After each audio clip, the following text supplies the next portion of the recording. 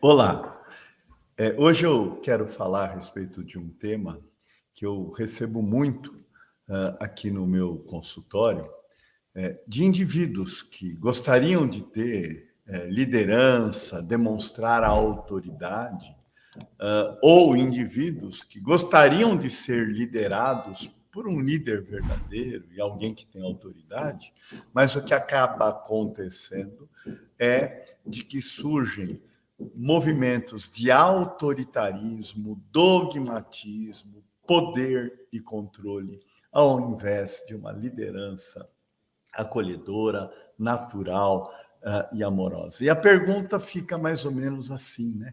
O que leva as pessoas a não conseguirem, de fato, serem líderes? O que a gente sabe hoje é que a liderança depende da condição do indivíduo ser doador, ser dadivoso e de maneira natural, né? Não condicionada a um mercantilismo qualquer. Mas as pessoas que não conseguem de fato assumir essa liderança natural é porque são egoístas, inseguras, e elas são vítimas de três dinamismos muito importantes, né?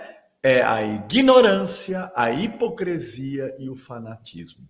Na real, a nossa sociedade está muito tomada por esses três grandes monstros que produzem toda essa iniquidade, todo este conflito, essa polaridade. Então, como que nós vamos lidar com a ignorância, com a hipocrisia e com o fanatismo? A ignorância, o próprio nome já diz, é aquele que não sabe nem de si mesmo e nem do outro, ele não sabe o que ele é. Ele acha que sabe quem ele é, mas o que ele é uma coisa muito mais ampla. E aí vai depender daquilo que a psicologia analítica chama de autoconhecimento. E para ter o autoconhecimento, eu tenho que reconhecer os meus complexos atuantes, que eu não vou liberá-los, não vou me libertar deles, mas eu vou saber lidar e tirar a autonomia deles, porque aí o ego passa a ser autônomo, mas um ego autônomo saudável, ele está a serviço do principal complexo arquétipo, que é o si mesmo, que é a representação divina em nós. A partir do momento que o indivíduo sabe de si, ele pode saber do outro. E sabendo de si, ele sabe como aprender para aprender com o outro. Aí ele adquire conhecimento.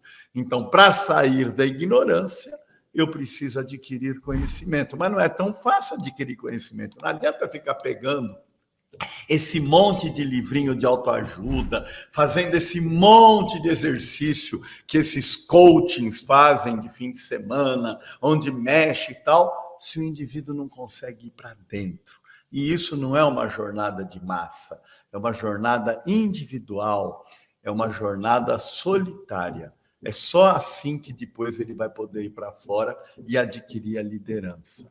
A segunda questão que eu trouxe como problema é a hipocrisia. É aquele que veste uma persona e acha que aquela persona, né, do self-made man, a persona do inteligente, do racional, né, vai resolver. A persona do doutorzinho que segue o by the book, ainda bota lá, eu sou o doutor fulano de tal, eu sou, né, o engenheiro fulano de tal. A persona, né, ganha mais poder do que o próprio indivíduo. E ele tem que ser desmascarado com isso. E como que a gente lida com a hipocrisia? Lidando com a hipocrisia através da sinceridade. E sinceridade é interessante, porque vem lá da Grécia Antiga a temática que surge o tema, né? Sinceridade. Quando os arquitetos iam comprar aquelas colunas de granito para segurar as edificações, muitas delas eram tão lindas e eles compravam, quando elas eram submetidas a um peso, elas esboroavam. E aí eles descobriram que elas eram fake, elas não eram sinceras, elas eram enceradas, eles pegavam, os vendedores, o pó do granito, do mármore, misturava com cera de abelha e tapava todas as imperfeições. E a partir de então, você comprava uma bela coluna, mas que não tinha capacidade de sustentar o peso que o arquiteto pretendia que ela sustentasse. A partir de então, passaram a pedir coluna sincero, coluna sem cera, sem o verniz, sem a persona, né? E todo mundo quer essa persona, né? Um negócio doido, só que esta persona, ela, na maior da parte das vezes, é hipócrita, ou seja, o indivíduo, na sua hipocrisia, perde a espontaneidade. Ele fica no politicamente correto, mas não é verdadeiro. Ele não mostra a alma dele, ele não mostra que ele tem medo, que ele tem raiva, que ele tem ansiedade, que ele tem ressentimento, que ele tem mágoa, que ele tem inveja, que ele tem ganância, que ele tem desejos que são considerados inadequados, impróprios, até criminosos, mas isso faz parte da gente. E se a gente não reconhece isso, mais uma vez, você não está sendo sincero. E por fim, né, a terceira questão é o fanatismo. E o que leva o indivíduo a ser fanático? O indivíduo é fanático quando ele não sabe lidar com a tensão opositiva. Ele tem que logo sentenciar e se livrar de um problema.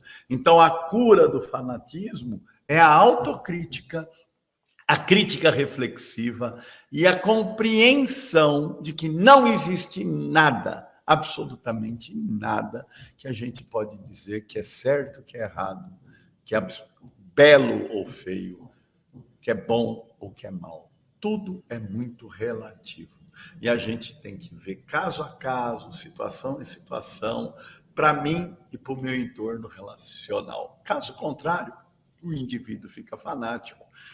E o fanatismo é exatamente o recurso para aquela pessoa absolutamente insegura, absolutamente que não tem nenhum tipo de autonomia. Então, ele tem que seguir um dogma e ficar lá obcecado por aquilo, seja religião, partido religioso ou qualquer ismo que a vida te possibilite a se aferrar naquilo. Esquecendo que a base da fé e da pistis é a incerteza, a insegurança, a dúvida. Sem dúvida, não tem evolução.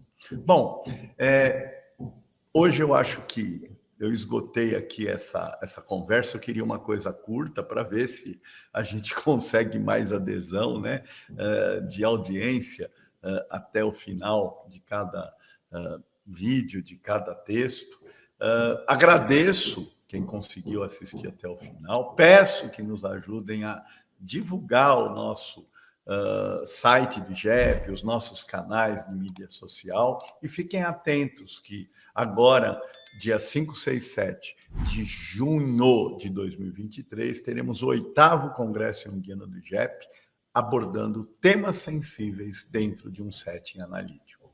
Conto com a presença de vocês e a ajuda de vocês. Muito obrigado, até uma próxima oportunidade.